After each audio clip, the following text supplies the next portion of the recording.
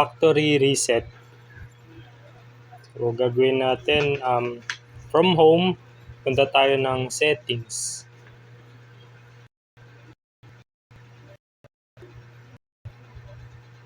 Pagdating ng settings, piliin natin yung common. Pagpindot ng common, doon tayo sa system recovery. Tapos lagay lang natin 4 na 0 or 1, 2, 3, 4.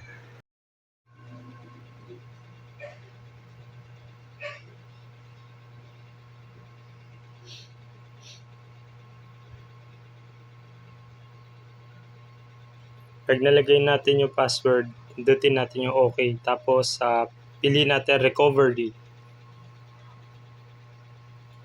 Pindot natin recovery. Antayin lang natin magre-reboot yan. After niya mag-reboot, yun, naka-reset na siya. Babalik na siya sa factory settings niya.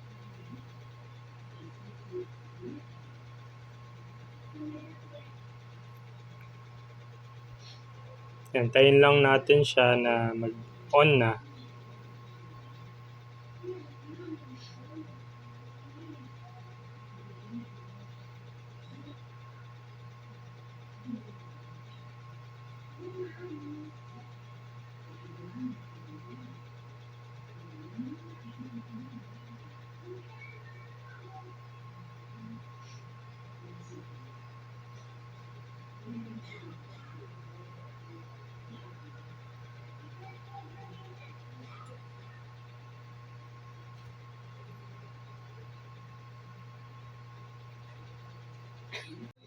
Sa factory settings na tayo.